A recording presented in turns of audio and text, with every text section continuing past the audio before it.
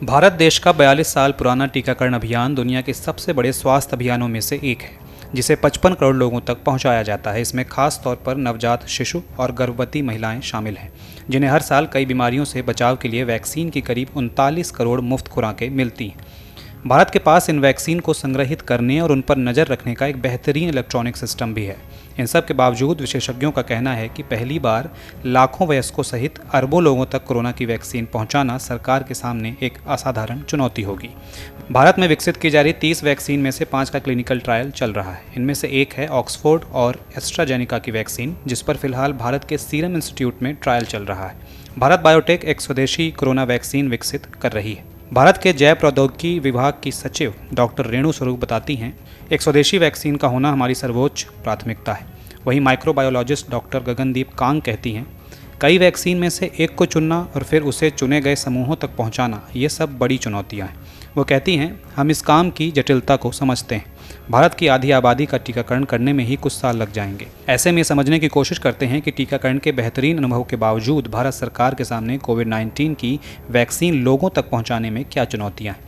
Vaccine प्रभावी रहे, इसके लिए जरूरी है उसे उचित तापमान पर स्टोर किया जाए। भारत में 27,000 कोल्ड स्टोर्स हैं, जहां से संग्रहित की गई वैक्सीन को 80 लाख स्थानों पर पहुंचाया जा सकता है। लेकिन क्या ये पर्याप्त होगा? देश में जितनी संख्या में वैक्सीन की जरूरत होगी, उतनी ही संख्या में अपने आप नष्ट होने वाली सिरिंज यानी इंजेक्शन की जरूरत भी होगी, ताकि उनके दोबारा इस्तेमाल और किसी तरह के संभावित संक्रमण को रोका जा सके। दुनिया के सबसे बड़े सिरिंज निर्माता का कहना है कि वो वैक्सीन की मांग को पूरा करने के लिए अगले साल तक 1 अरब सिरिंज बनाएगा। इसके अलावा कांच की उन शीशियों की आपूर्ति को लेकर भी सवाल है, जिनमें वैक्सीन की खुराक रखी जाएगी।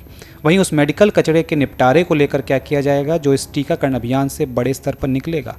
इन सब के अलावा भारत में आमतौर पर होने वाले टीकाकरण कार्यक्रम को पूरा करने के लिए करीब 40 लाख डॉक्टर और नर्सों की ज़रूरत होती है, लेकिन कोविड-19 के टीकाकरण के लिए और ज़्यादा लोगों की ज़रूरत पड़ेगी। सरकार के लिए फैसला लेना भी चुनौतीपूर्ण होगा कि सबसे पहले किसे वैक्सीन दी जाए। स्वास्थ्य मंत्री हर्षवर्धन का कहना है कि निजी और सरकारी स्वास्थ्य कर्मियों और अन्य विभागों के फ्रंटलाइन वर्कर्स को पहले वैक्सीन दी जाएगी। हालांकि विशेषज्ञों का मानना है कि ऐसा करना आसान नहीं होगा। एपिडेमियोलॉजिस्ट डॉक्टर चंद्रकांत लहरिया कहते हैं, हमारे पास वैक्सीन की पर्याप्त आपूर्ति कभी नहीं होगी। अगर पहले से दूसरी बीमारियों से जूझ रहे बुजुर्गों को पहले वैक्सीन दी जाएगी, तो उसमें अलग अलग बीमारियों के हिसाब से किन्हें प्राथमिकता मिलेगी।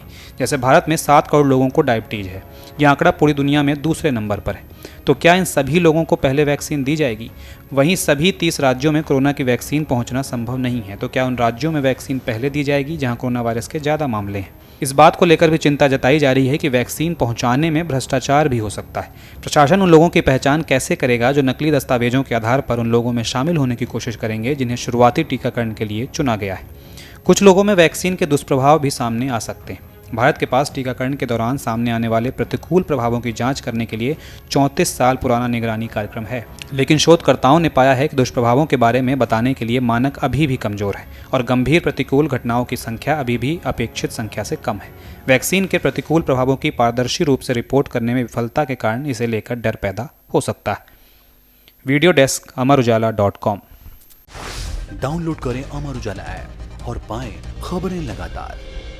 अगर आप ये वीडियो YouTube पर देख रहे हैं तो हमारे चैनल को सब्सक्राइब करें और बेल आइकन को दबाना ना भूलें। अगर आप Facebook पर ये वीडियो देख रहे हैं तो हमारे पेज को लाइक करें।